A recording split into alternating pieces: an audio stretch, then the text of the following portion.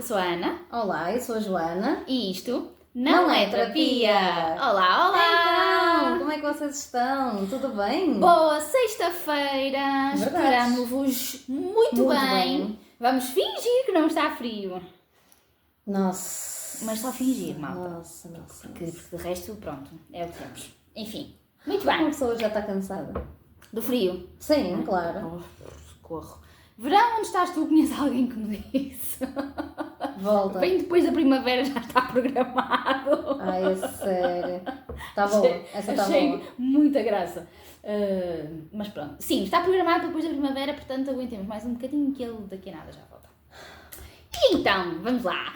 Qual é o menu? Exatamente. Estava a ver como dizias. Hoje vamos tirar da cartola um dos meus temas. Hoje vamos brincar no meu playground. É verdade, verdadeiro. Vamos então falar de crianças e jovens em perigo. Este é um dos temas que a mim também, mas a nós duas eu acho, nos é muito querido e é sempre daqueles temas que de uma maneira geral eu acho que deixa as pessoas com alguma urticária no Sim. sentido de como assim ainda é preciso nós garantirmos que as nossas crianças de uma maneira geral não estão em perigo, não é? Mas de facto é. Certo. E, portanto, nós temos em Portugal uma coisa que se chama a Lei de Promoção e Proteção de Crianças e Jovens em Perigo. Para que é que serve esta lei? Precisamente para garantir que as nossas crianças e jovens, portanto, quando nós dissermos crianças, estamos a falar entre os 0 e os 18 anos, ou os 0 e 16, mas pronto, vamos estender até aqui, até à dita maioridade. Para garantir que as nossas crianças e os nossos jovens têm, passando a redundância, os seus direitos básicos e fundamentais garantidos. Existe, como todos vocês acho eu sabem, a Carta dos Direitos Universais das Crianças, que englobam uma série de coisas que nós agora muitas vezes tomamos por garantidas, mas que infelizmente não estão assim tão garantidas, e então esta lei serve precisamente para isso, para o sistema de justiça e de segurança, digamos assim, poder garantir que as crianças têm acesso a todos estes direitos. Estamos a falar do quê? Obviamente do direito à vida, não é? Mas do direito à educação, do direito à saúde, do direito aos cuidados básicos, do direito ao carinho, do direito ao amor, do direito a ser cuidadas, a serem respeitadas. A alimentação, exatamente. E esta lei existe precisamente para isto, para garantir que tudo isto está coberto. Esta lei foi o diploma desta lei saiu em 99, portanto, já há alguns anos, mas não assim tantos quanto isso, na verdade, e ela foi reformulada recentemente por causa de mais de uma questão, não só, mas também uma questão mais de escrita do direito, não é? Que é aquela escrita assim toda um bocadinho especial e diferente, que quase que precisávamos de uma disciplina só para descodificar aquilo que o direito às vezes quer dizer. Mas temos esta lei em voga já há alguns anos e ainda assim nós vemos que ela continua a ser preciso pôr em prática. É por isso que nós temos, por exemplo, as Comissões de Proteção de Crianças e Jovens em Perigo, as conhecidas CPCJs, e depois temos também no Tribunal, portanto no sistema de justiça em si, algumas equipas que servem para garantir que nos casos em que a atuação da Comissão já não é possível, seja porque estejamos a falar de um crime e por isso deve ser tratado em sede judicial e não junto da Comissão, ou porque a criança e ou a família já não permitem que a Comissão atue, porque uma das condições, digamos assim, para a atuação da Comissão é precisamente que esta família aceite a atuação da Comissão. Há uma espécie de um contrato que é celebrado entre a Comissão e a família, onde estão escritas todas as diligências que a Comissão pode fazer e que a família aceita que sejam feitas por parte das técnicas da Comissão e que, mal ou bem, digam vocês o que quiserem, a família pode dizer não, eu não aceito mais isto. A família tem esse direito e nestas situações aquilo que por norma acontece é que este processo, os chamados processos de promoção e proteção, saem da Comissão e passam para o Tribunal. Bom, se tu não fores falando, eu vou continuar aqui, porque este realmente é meu. Não, eu gosto e acho que faz todo sentido, sendo que nós ainda por cima já vos dissemos e vocês já sabem que nos acompanham, que nós somos de áreas diferentes. Eu acho que faz todo o sentido que nestas alturas em que é muito mais da tua área, e sendo uma área da justiça, tu explicites, porque eu tenho pouco a acrescentar, mas o engraçado é que nestas alturas, aconteceu isso com os reclusos também, e eu tenho mais dúvidas e mais curiosidade do que poder explicar-vos alguma coisa, porque realmente é a área da Ana. Eu trabalhei muito pouco com esta área, sei muito pouco. O contacto que tenho é quando tu me falavas ou quando tu me contavas alguma coisa, e quando trabalhei na equipa em Vila do Conde, na Santa Cruz, pouco, porque não havia ninguém sinalizado na altura quando eu estive lá. Mas em Vila do Conde, quando eu estive inserida no projeto, não é? De promoção do emprego, quando trabalhei nessa área, havia casos em que nós estávamos a trabalhar o indivíduo ou o casal para a promoção da procura de emprego, da criação de um currículo e de tudo isso, mesmo o treino de entrevista e tudo relacionado com essa área, e ao mesmo tempo os filhos dessas pessoas que nós acompanhávamos também eram alvo de exatamente uma comissão como tu falas, desta proteção, de promoção e proteção de crianças e jovens. E então havia alturas em que eu, por estar a trabalhar com aquele indivíduo, também tinha que participar para poder dizer que realmente as medidas que tinham sido acordadas, como a Ana estava a dizer nesse contrato, poderiam ser inseridas também medidas de trabalho e de promoção financeira, não é? Porque às vezes também havia estas questões, não eram suprimidas algumas necessidades das crianças por falta de trabalho, por exemplo. E então era aqui que eu entrava e foi um pouquinho que eu tive contacto nessas alturas. Ia sabendo, porque os meus processos eram processos também de alguém, e em alguns casos eram de colegas da própria equipa, em que havia esta dualidade de intervenção e eu ia sabendo por aí. Agora, trabalhar diretamente nunca trabalhei, portanto é muito importante que neste tipo de assuntos que nós trazemos, alguma de nós que sabe mais, explicite mais, e eu adoro ouvir-te e aprender, porque nos reclusos já senti isso, que aprendi muito. Sim, é curioso que fales de Vila do Conde, eu acho que já falei sobre isso, porque o meu estágio curricular, não profissional, mas o meu curricular foi precisamente em Vila do Conde. Eu trabalhei nesta equipa que trabalha para o Tribunal na avaliação e no acompanhamento destes processos quando eles saem da Comissão para o Tribunal, que são as chamadas EMATs, Equipa Multidisciplinar de Assessoria ao Tribunal. Existem duas, uma que trabalha com os processos tutelares cíveis, nós vamos falar depois mais à frente também sobre isto, e outra que trabalha com os PBPs, Promoção e Proteção. E eu trabalhei com esta de promoção e proteção em medidas em meio natural de vida. Portanto, eu não trabalhei diretamente, digamos assim, em casos de crianças, em casas de acolhimento, porque trabalhava com medidas em meio natural de vida, mas tive algum contacto com elas. Portanto, eu conheço muito bem a realidade de Vila do Conde e é curioso que há uma espécie de microclima ali a acontecer naquela cidade, porque a quantidade de processos que existem, isto é uma coisa, pronto, um bocadinho sensível de transmitir assim para o público, mas é verdade, a quantidade de processos que existem e o tipo de processos que existem são um bocadinho assustadores. De maneira que é também por isto que esta área me é tão próxima, tão querida, porque eu trabalhei diretamente com ela, foi o trabalho que eu mais gostei de fazer até hoje. A técnica que está responsável pela EMAT é incrível, estou arrepiada neste momento só de pensar no trabalho dela, é incrível, muito, muito boa. Eu trabalhei também com a técnica da comissão, que tu também conheces, não é? Também gostei imenso dela, aliás foi ela que me abriu portas, digamos assim, a que eu pudesse atuar da maneira que eu achava que uma psicóloga devia atuar, porque ela tem uma forma de pensar, de estar e de trabalhar muito semelhante à minha, ou eu tenho muito semelhante à dela, não é? Tendo em conta, mas ela é também muito boa. Portanto, eu ia fazer uma questão, que era se vocês, enquanto trabalharam estes processos, enquanto têm noção da realidade deste concelho, se em alguma altura discutiram o porquê desta prevalência num local que até não é assim tão grande, não é? Não é que seja um concelho pequenino, mas há concelhos maiores, não é? Sim. E se alguma vez discutiram ou se encontraram algum ponto, é por ser mais rural, é por falta de algum... Não sei, alguma vez chegaram a algum entendimento, ou tu própria chegaste a alguma conclusão do porquê que seria assim neste concelho? É assim, há algumas possíveis explicações, no entanto não há estudos sobre isto, não é? Que possam dizer, ok, é por causa disto, não é? Não, isso não há. Agora, há algumas coisas que podem explicar. Nós estamos a falar,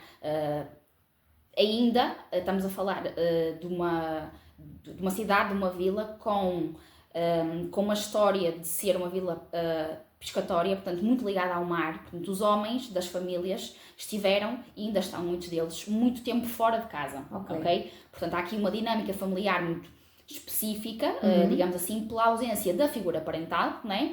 E o próprio homem, o papel do próprio homem fica de alguma forma posto em causa porque está muito tempo fora, passa muito tempo só com outros homens e, portanto, aquilo que ele depois faz e representa em casa fica um bocadinho descurar, e então há aqui algumas coisas que podem ficar menos cobertas, né? E podem por isso gerar aqui algumas questões, mas lá está, não há nenhuma explicação para acontecer. Exatamente, não há estudos sobre isto, portanto nós não podemos dizer que seja por causa disto. Agora, de facto, nós sabemos que há ali um fenómeno a acontecer que chega a ser percebido por técnicos fora do concelho. Ok? Eu cheguei a estar, por exemplo, com técnicos do IML que falavam precisamente sobre isto. Aliás, esta expressão que eu usei do microclima foi-nos trazida, a mim e à técnica que estava comigo, precisamente por um técnico de lá, que nos dizia, eu não sei que raio de microclima é que vocês têm ali para acontecerem as coisas que acontecem, que de facto se passam, não é? Mas elas de facto passam-se e acontecem.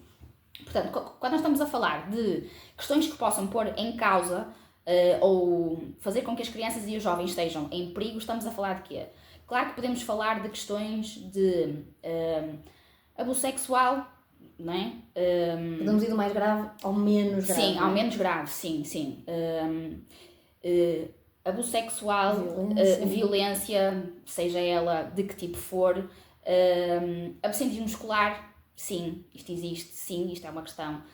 Muitas vezes é uma das coisas que não por ser tão grave, digamos assim, que não é tão grave, mas que ainda assim me deixa muito preocupada, que é a questão da negligência. Nós continuarmos a ver, por exemplo, crianças que vão para a escola com roupas desadequadas, que estão no inverno e vão de t-shirt para a escola, ou vão sem comer, ou ficam sozinhas em casa. Mas isso a nossa altura nós tínhamos tipo 13 anos e ficávamos sozinhos. Ok, mas até que tempo isso... até que ponto isso fazia sentido? Até que ponto fazia sentido nós termos crianças... Imaginem, 3 crianças em casa, em que a mais velha tem 12, 13 anos e já está a cozinhar arroz e peixe para os outros 3. Sim. Não é? É preciso nós olharmos para isto devidamente. E depois lá está, uma coisa é nós temos crianças de 13, 14, 15 anos que ficam sozinhas em casa, ou nós temos crianças de 4, 5 e 8 que ficam sozinhas em casa, ok? Claro. Isto está previsto na lei de promoção e é de facto um crime. Não é suposto as crianças ficarem em casa sozinhas sem supervisão de um adulto, portanto, alguém com mais de 18 anos. Os pais não podem porque estão a trabalhar, há um tio, há um primo, há o vizinho do quinto esquerdo, as crianças não podem ficar sozinhas. E também não é solução, e outra coisa que nós vemos que também se inclui nesta questão da negligência, os pais levarem os miúdos para o trabalho quando têm trabalhos que não são amigos das crianças, como sejam, por exemplo, trabalhar num bar à noite e levar a criança que fica no escritório do pai, não é? A dormir porque o pai está a trabalhar no bar. É preciso nós termos cuidado com este tipo de coisas, não é? A questão do absentismo escolar é outra. Meu filho não quer estudar até aos 18 anos, porque nós agora temos a obrigatoriedade dos miúdos ficarem na escola até ao 12º, não é? O ensino obrigatório é até ao 12º, nós ainda não somos dessa altura. Certo. Mas agora já é, e portanto os miúdos têm que estudar até o 12º, têm que fazer o 12º ano, ou então até terem 18 anos, porque já não são miúdos, já são adultos, podem fazer aquilo que lhes apetece, dentro dos limites, claro, mas sim as crianças têm que fazer. E volta e meia, surgem casos, eu tive destes também, não é? De mães que dizem, meu filho não quer estudar e não vou obrigar. Pois, mas tem que o obrigar. Porquê? Porque é assim. Exatamente, é assim que está escrito na lei e nós temos que cumprir a lei. Quando nós fazemos parte de um país que tem leis, nós temos que as cumprir. Mas eu não concordo.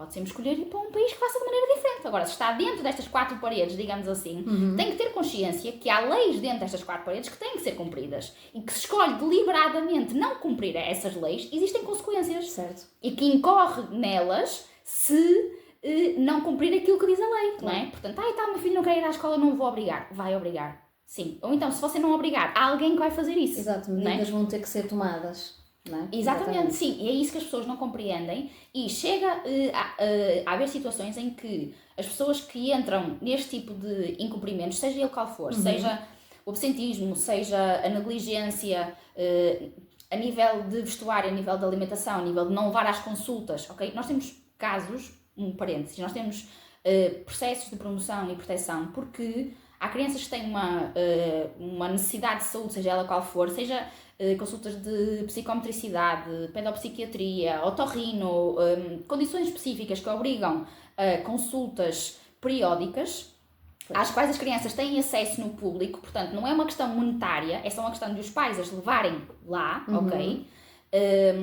E que há processos que são instaurados por causa de negligência, porque estas crianças não estão a ser devidamente acompanhadas. Como assim estas crianças não estão a ser devidamente acompanhadas? O que é que está aqui a acontecer? Se há alguém que não está a garantir que isto é feito, é preciso que haja outras pessoas por detrás, uma rede, não é, que nós temos, e ainda bem que temos, honestamente, uma rede que garanta que estas coisas são que estas coisas, não é, sejam garantidas. Não é? Claro.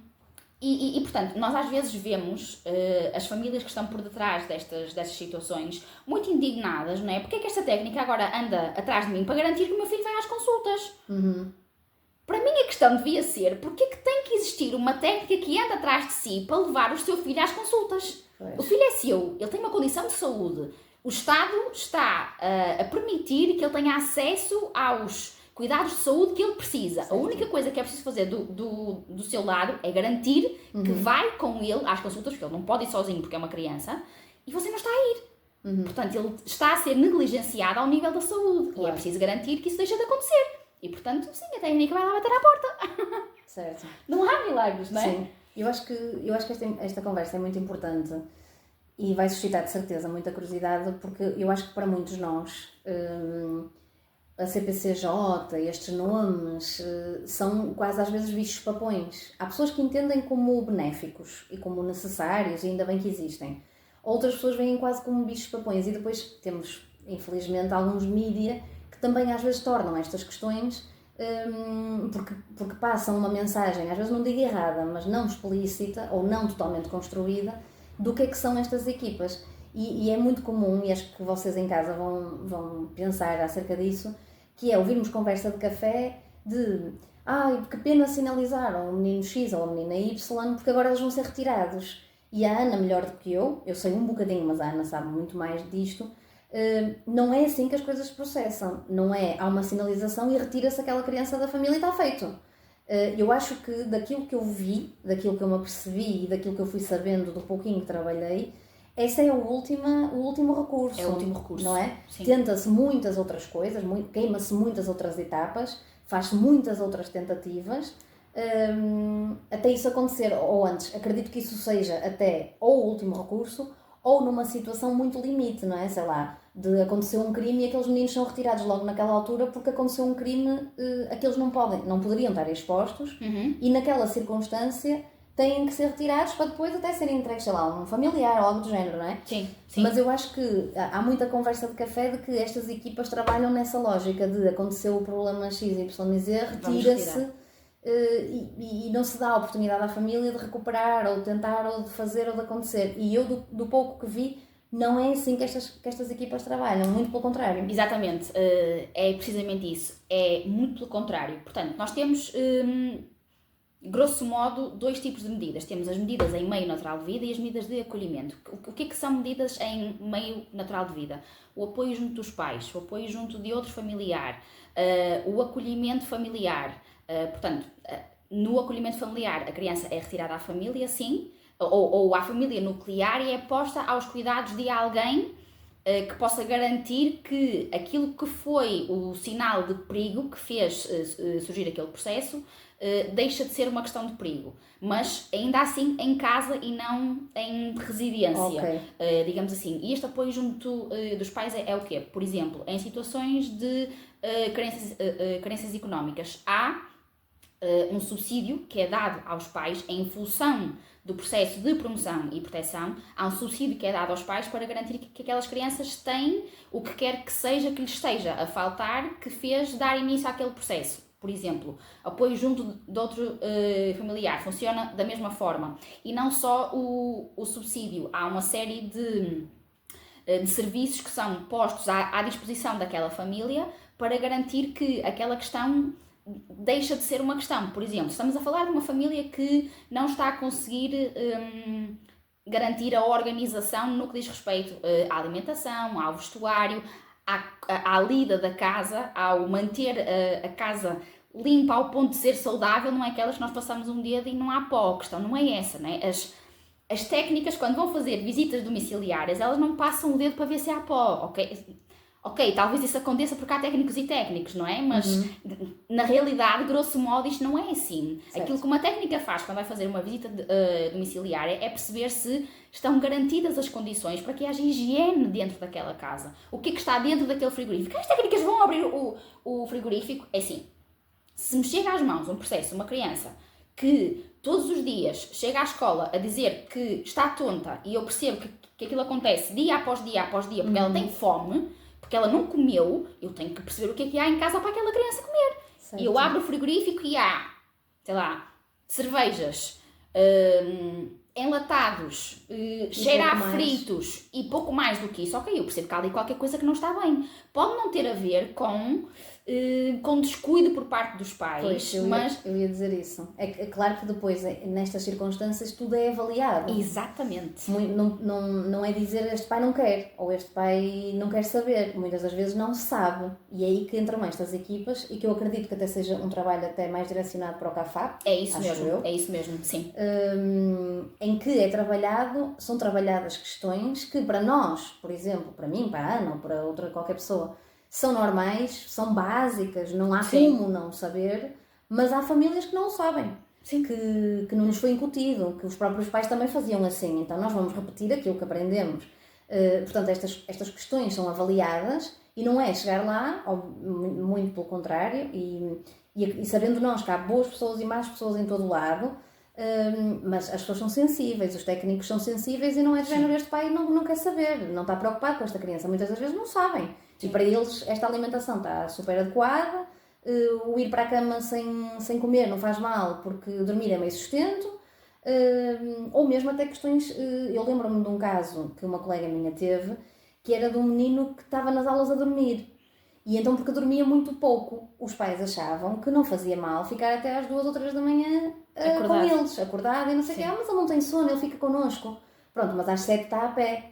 E isto é uma questão de educação. De psicoeducação. De psicoeducação, que estas equipas levam a cabo e muitas das vezes o problema dissipa-se assim. Exatamente. Porque essas pessoas aprendem que aquilo que faziam não estava correto e outras maneiras de agir e outras maneiras de levar a cabo aquela situação e o problema fica por ali. Sim, exatamente. Não é? Muito isso. Sim, exatamente. Portanto, a maior parte destes casos ditos, atenção, muitas aspas aqui, mas ditos mais leves, eles são iniciados pela comissão, eles não vão diretamente para o tribunal, nestes casos mais leves, ok? Sim. Portanto, eles são iniciados pela comissão e há uma avaliação que é feita pelos técnicos da comissão e depois há o desenho de toda uma intervenção que passa pelos técnicos da comissão e às vezes por técnicos externos, como é o caso do CAFAP, Centro de Apoio Familiar e Aconselhamento Parental. Acho que é. Acho que é isso. Acho que é. Que é uma equipa composta por uma série de técnicos de valências diferentes que servem precisamente para estas coisas, para fazer psicoeducação, para cobrir algumas necessidades que possa haver, por exemplo, ao nível da aprendizagem dos miúdos, porque se percebe que há aqui questões de absentismo ou de muitos maus resultados na escola que não estão a ser cobertos em casa, então é preciso atuar a este nível. Lá vai o CAFAP fazer este trabalho, né? Mas pronto, o processo começa na comissão, é feita uma avaliação muito rigorosa, atenção, muito rigorosa, é feita uma avaliação, é desenhada uma intervenção e depois inicia-se a intervenção. Se os pais alinham, as famílias alinham, os miúdos entram e fazem aquilo que lhes foi proposto e que eles aceitaram, ok? Isto é preciso sublinhar, foi-lhes proposto e eles aceitaram e eles depois cumprem, o processo decorre, é reavaliado ao final de 6 meses e se a questão estiver solucionada, o processo cai e acabou. Não há um acompanhamento para o resto da vida quando as pessoas se empenham em fazer aquilo que está estabelecido e que elas concordaram em fazer. Agora, tudo isto muda de figura quando o caso chega à comissão, é feita uma avaliação, é desenhada uma intervenção com a qual os pais concordam, ok? Mas depois, ao fim de 6 meses, é feita uma avaliação e os pais não cumpriram. Portanto, é preciso manter o processo e alargar para mais 6 meses. O que é que muitas vezes acontece? Chega-se ao final dos 6 meses, quando é feita a reavaliação. 6 meses nem sempre são 6 meses, às vezes são 3, depende do caso, depende da avaliação, depende de imensa coisa. Mas pronto, na altura em que é feita a reavaliação, percebe-se que os adultos daquela família, que são os responsáveis pela família, ok, não estão a cumprir aquilo que eles próprios disseram e concordaram em cumprir. Portanto, é preciso nós recorrermos a outras medidas para deixarmos de ter aquelas crianças em perigo, seja por que motivo for, ok? E quando estas medidas falham sucessivamente, 3 meses, mais 3 meses, ou mais 6 meses, ou mais 6 meses, ou mais não sei o quê, é preciso começar a impor coisas um bocadinho mais gravosas. E então as coisas chegam ao tribunal, né? E quem de direito, né? Os juízes que avaliam estas coisas, percebem, ok, muito bem, isto não está a ser cumprido. Na maior parte das situações, aquilo que os juízes dizem é, olha, isto não está a ser cumprido, é preciso cumprir. Ou vocês, pais, tutores, tios, não interessa, ou vocês comprometem e começam a demonstrar efetivamente que estão comprometidos, ou então é preciso nós tomarmos outras medidas. Os pais dizem, sim senhor, passados 6 meses as coisas continuam iguais. O que é que o juiz percebe? Que isto não é suficiente. Então é preciso nós fazermos coisas diferentes. E vamos fazer o quê? Primeiro, antes de nós retirarmos, nós entre aspas, não é? Mas antes de as crianças serem retiradas à família para acolhimento residencial, é feita uma avaliação das pessoas que estão à volta daquela criança. Ok, há algum familiar que está disponível, que tem as condições para acolher esta criança, enquanto nós trabalhamos com ela e com os pais para que ela volte para casa? A ideia é sempre fazer as crianças regressarem a casa. Sempre. A não ser que seja uma questão mesmo muito, muito grave, que não dá para cobrir de forma nenhuma. A ideia é fazer as crianças regressarem a casa. Há alguém à volta que esteja disponível? Ok, vamos tentar. Eu sei que isto parece um bocadinho absurdo, do tipo fazermos experiências com as crianças, mas também não se propõe uma medida de acolhimento familiar sem garantir, ou esgotar exatamente, ou esgotar quaisquer outras hipóteses de garantia de que aquilo tem pés para andar, para funcionar, não é? Se efetivamente, não existe, não há ninguém, aquela mãe, digamos assim, está sozinha, não tem irmãos e portanto não há tios, não há avós, as pessoas que estão à volta, os vizinhos, os familiares não estão dispostos, não querem, não têm possibilidades, é preciso garantir que aquela criança deixa de estar em perigo, então é preciso tomar outras medidas, não é? E eu posso garantir, estou arrepiada, que fazer uma retirada é das coisas mais difíceis de sempre. Eu tive o desprazer, digamos assim, de fazer e é muito, muito, muito duro. É muito difícil. E portanto, é mesmo a última... Eu não tenho dúvidas nenhumas. Alguém está aqui a roer o meu carro. Eu não tenho dúvidas nenhumas disso porque... É terrível, terrível. Porque qualquer criança...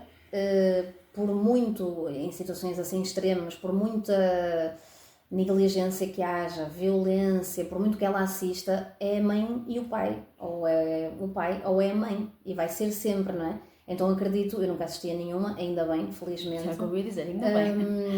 Mas acredito daquilo que a Ana já me disse e de outras colegas minhas que trabalham nesta área, que seja aquilo que ninguém quer fazer e que ninguém quer assistir ao sofrimento que ali está. Por muito que, quando isto acontece, saiba, toda a gente que está envolvida saiba que está a fazer aquilo pelo superior interesse da criança e pela melhor decisão que se podia ter tomado depois de esgotar tantas outras. Mas não tenho sombra de dúvida que seja penoso assistir a tal. É brutal, sim. E brutal não no bom sentido, é brutal por ser bruto mesmo, é mesmo muito duro. Portanto, é mesmo o último recurso, é mesmo quando não dá mais. Até porque há aqui uma outra coisa que é preciso pensar, que é, nós não temos lares de acolhimento residencial ao pontapé. Não. Eles não existem assim, puf. Por um lado, ainda bem, não é? Mas de facto eles não existem. Mas a questão não é essa, é que nós crescemos E não no é isso seio... que se quer, não é colocar uma criança numa casa de acolhimento para ser a sua família. Exatamente, porque nós Porque temos nada uma. substitui a família. Não é? Exatamente, é isso mesmo. A questão é essa, é que nós nascemos no seio de uma família e é lá que nós pertencemos, é lá que nós queremos ficar. E nós adultos, imaginem crianças, não é? Imaginem o quão duro e desconstrutor é para uma criança eu de repente ir para um sítio que eu não conheço, com pessoas que eu não conheço lá nenhum, partilhar o meu espaço, exatamente, com outras crianças, às vezes com problemáticas muito mais duras do que a minha, com comportamentos completamente diferentes dos meus, com hábitos que não são os meus. Sim. Eu vou cumprir uma série de regras que eu às vezes nem sequer conhecia e eu não tenho ninguém. Não é? Os meus não estão ali todos os dias. E mesmo o entendimento, não é? O porquê que isto me está a acontecer. Mas as crianças perguntam muito isso. Mas eu tenho pai e mãe. Porquê que de repente eu não posso estar na minha casa, não posso estar com a minha mãe, com o meu pai, com os meus irmãos, com quem for, com quem eu sempre vivi, Sim. E de repente eu estou nisto? Porquê que me estão a fazer isto, não é? Porque é difícil entender que é para o teu bem. Sim. É muito difícil entender. É muito difícil, sim. E seja em que situação for, ou seja em que tipo de medidas for, há sempre este trabalho com a criança, não é? Porque mesmo em medidas em meio natural de vida, a técnica ou as técnicas estão muito, ou passam a estar muito presentes na vida da criança, não é? E não é todos os dias que elas vão lá bater à porta, ok? Mas volta e meia, porque é preciso ver como é que estão as coisas, aparece um estranho, não é? A ver o espaço da família, não é? Claro. E as crianças estão, mas o que é isto? O que é que se passa aqui? Sim. O que é que está esta pessoa aqui a fazer? Porquê tudo isto? O que é que está a acontecer? Portanto, existe também este trabalho com as crianças, é explicar o que é que está a acontecer e explicar porquê que aquilo está a acontecer. Porque é preciso que nós, comuns dos mortais, entendamos que, ainda que para nós aquilo faça sentido e seja necessário, porque nós percebemos que aquela criança está em perigo, seja por que motivo for, até àquele momento, aquilo era o padrão daquela criança. Ela não conhecia o outro. Claro. Aquilo para ela era natural. Era natural ir para a escola no inverno de t-shirt. Era natural ir para a escola sem comer. Era natural de ter um problema qualquer de saúde e não ir tratar. Era natural a casa não estar limpa e não cheirar bem. Para elas aquilo é assim para todos. Era normal ter piolhos e ninguém tratar disso. Exatamente. Era normal não haver uma alimentação cuidada e nutrida daquilo que é necessário. Sim. Eu sempre comi batatas fritas ao jantar e uma lata de atum. Sim. Todos os dias. E para eles aquele contexto é normal. É o que é normal. O que eles conheciam. Não é? É normal o meu pai me bater. Era o que eu ia dizer a seguir. Não, claro que nenhuma criança gosta de ser agredida e de ser batida, mas era normal ser assim. Então, porquê que me retiram? Porquê que me levam para outro sítio? Porque a minha normalidade era aquela. Exatamente. Sim. E eu também entendo que a maior parte das famílias, e sem conhecer as realidades, muitas das vezes, não seja porque querem fazer aquilo àquela criança, seja por desconhecimento, por não saber atuar de outra maneira, por não saber gerir a situação de outra maneira, não saber educar de outra maneira, acredito que sintam como dolorosa essa invasão. Sim. Das equipas. Sim. Mas então agora vem dentro da minha casa dizer-me como é que eu tenho que fazer. Exatamente, ensinar-me uma coisa, mas eu sou mãe e pai e eu não preciso que ninguém me ensine. E eu entendo que seja dolorosa essa atuação e essa invasão. De agora vai um técnico mexer nas minhas coisas, ensinar-me a organizar as coisas, ensinar-me a dar banho aos meus filhos, ensinar-me que é preciso cortar as unhas, sei lá... que é preciso ver se tem piolhos. Exatamente. Que é preciso lavar os lençóis da cama. Por exemplo... ensinar-me a reorganizar o meu orçamento familiar, por exemplo. Eu lembro-me de uma das minhas colegas, precisamente de um CAFAP, dizer isso, que o trabalho dela passava quase por ser uma professora de regras básicas e de coisas básicas, que para nós são básicas e que para muita gente não é. Sim. Como isso, uma reorganização mas eu não consigo, por exemplo, comprar leite para os meus filhos, ou cereais ou fruta, porque é tudo muito caro, ou mesmo a carne. Pronto, então vamos tentar perceber qual é o orçamento que nós temos e reorganizá-lo. E eu entendo que uma pessoa adulta sinta, mas então vem esta pessoa agora ensinar-me como é que eu organizo as minhas finanças. E eu entendo que inicialmente seja difícil. Sim, agora, também entendo ou reconheço daquilo que fui sabendo, que muitas das vezes no final o processo é doloroso ao início, é doloroso durante, e que no final há quase um agradecimento, não é?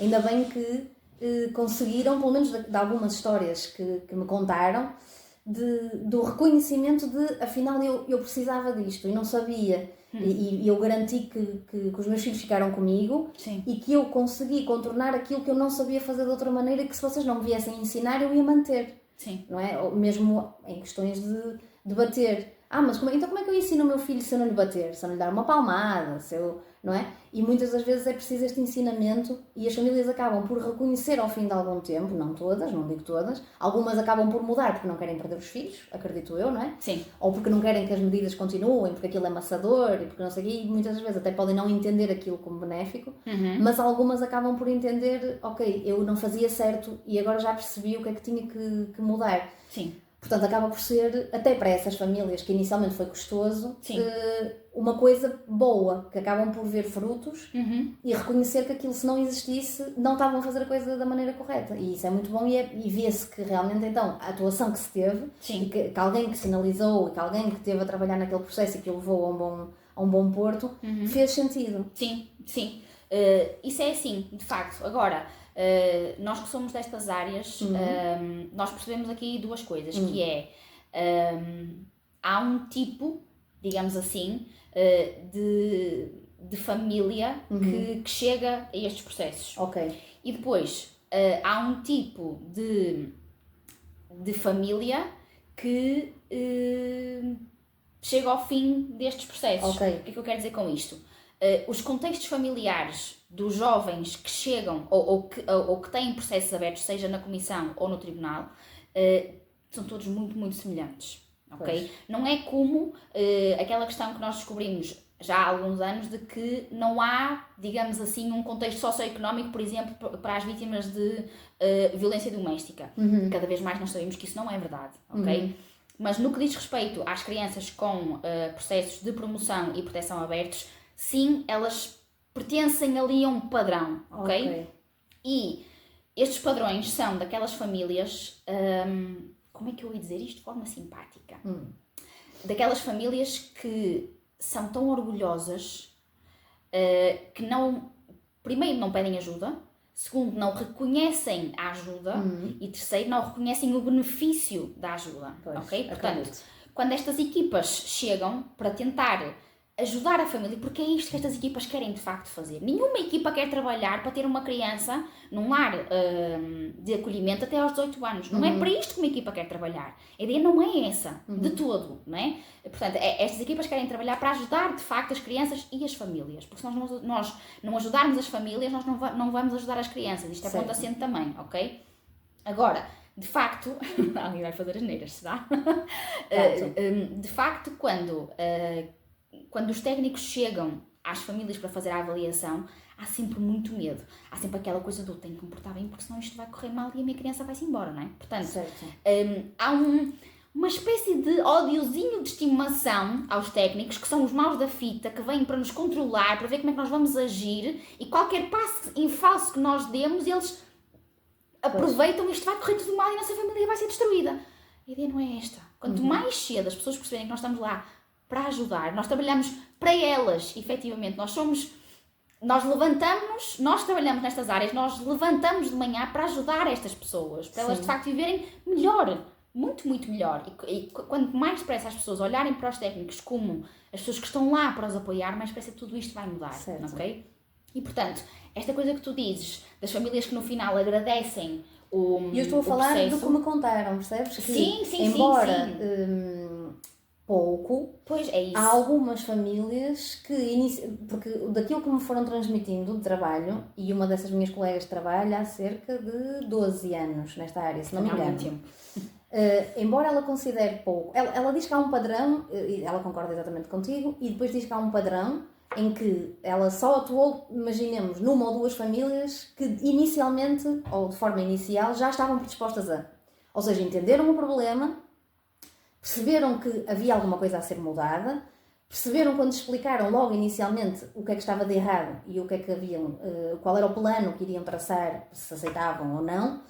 Muito poucas, 2 ou 3, imaginemos. Porque a grande maioria entende exatamente como tu disseste, que é o que é que vocês vêm para aqui fazer, revolta, zanga, não entendem como beneficioso, nada disso.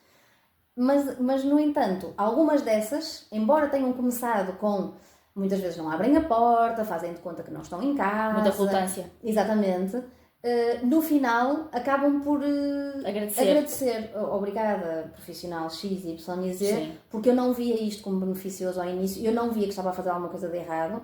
Para mim, a minha atuação era a correta, era aquela que eu conhecia, Sim. mas realmente eu já percebi o benefício, eu já percebi o impacto positivo que teve de eu mudar este comportamento, de eu mudar esta atuação, de fazer assim, assado e não sei o quê.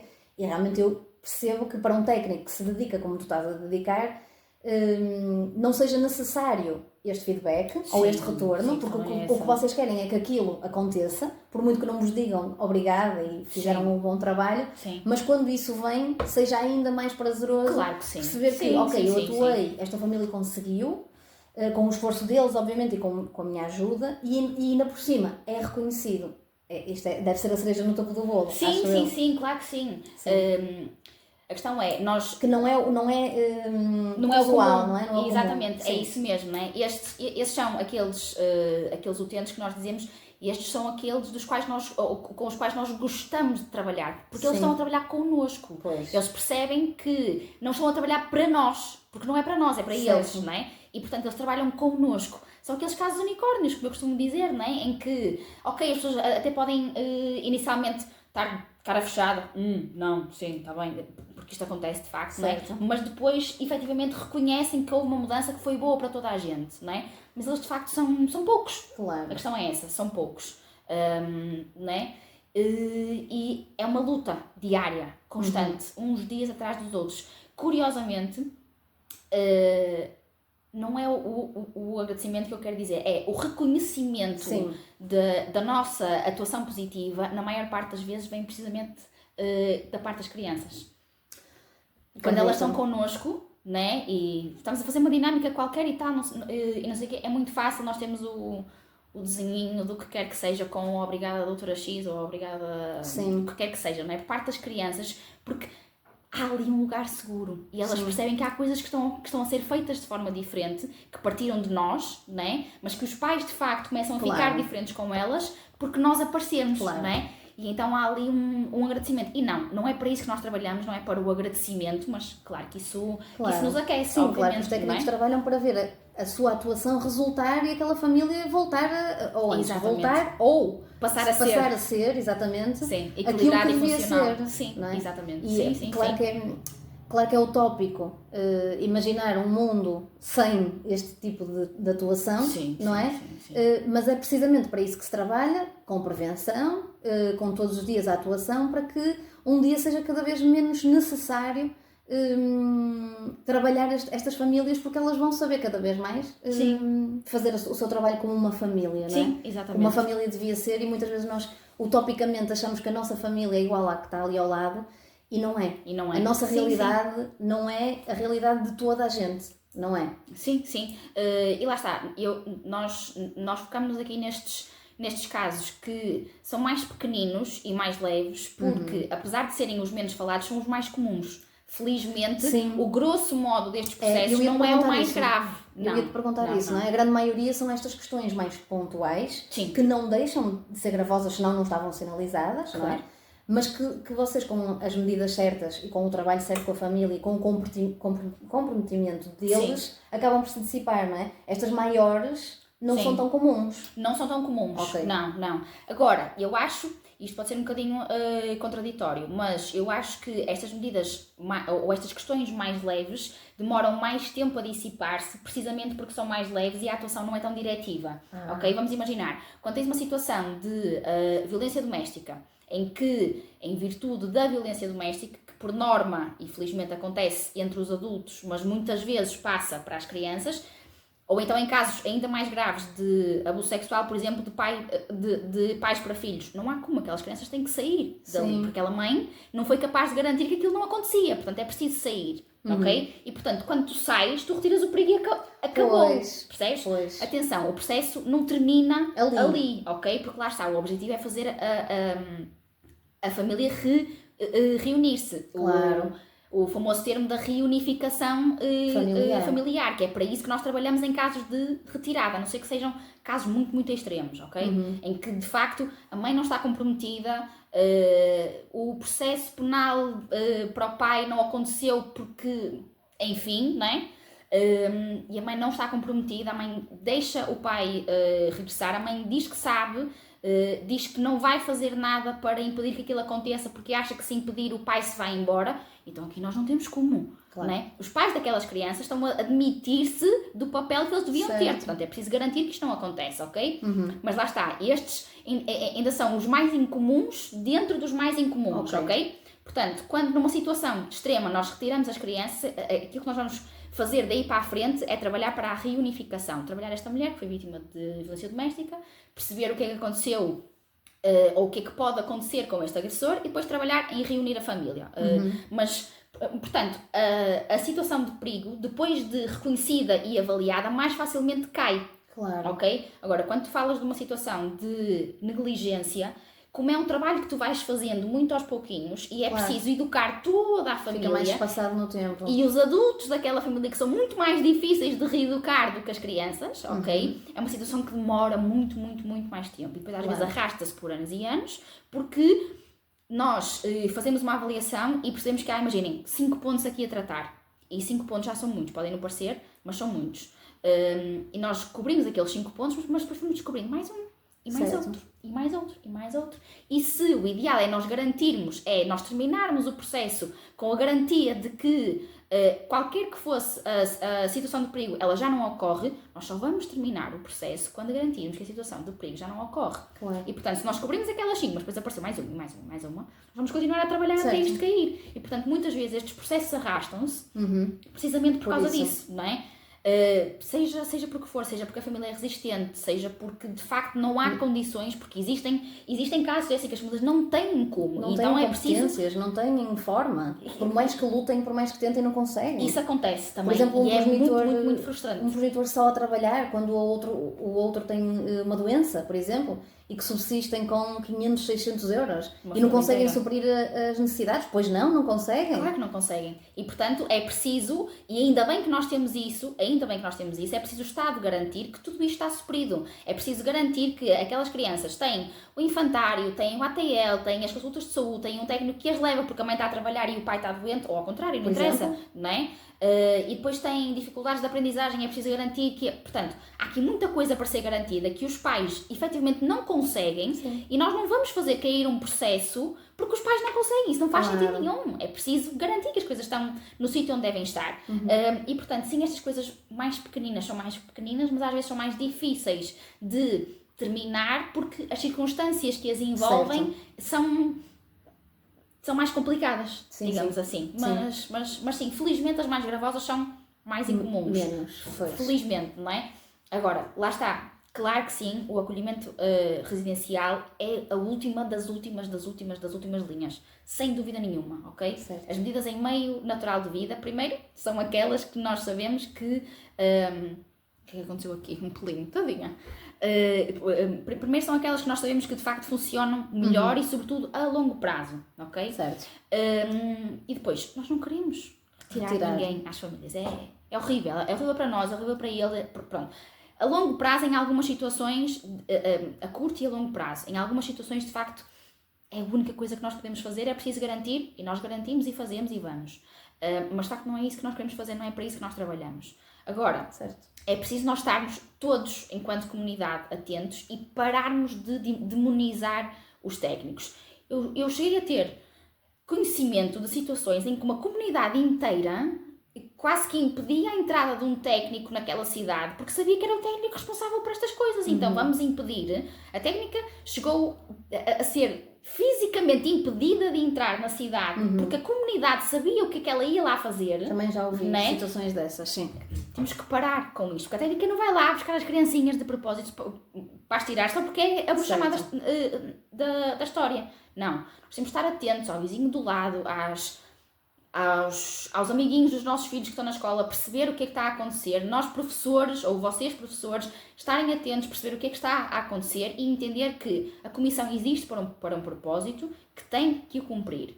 E se não chega à comissão, a comissão não tem como saber. Certo. E sim, chega à comissão, exatamente, nós através de todos cada parte envolvida nisto. Claro que sim. Assim claro como na violência doméstica, não é? Que passou a ser um crime público. Sim. em que qualquer um de nós pode fazer a denúncia, pode e deve fazer a denúncia, neste tipo de casos também estamos alerta, exatamente. fazemos parte e não achamos que vamos fazer pior. Não vamos fazer pior, não é? Naquela situação, se aquela criança precisa de alguma coisa que não está a ser assegurada na vida dela, nós não vamos fazer pior. Claro. Mas pelo contrário, vamos apoiar, vamos garantir que alguém que não aqueles pais que não estão a ser capazes de o fazer, seja por qualquer motivo, seja por qualquer circunstância, alguém vai fazer e levar a cabo com que aquela situação que não está a ser bem desenvolvida o seja.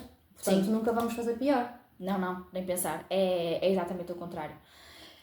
Alguma outra dúvida que te surja sobre esta questão? Eu era capaz de falar sobre isto horas e horas aqui. Sim. Perdoem-me.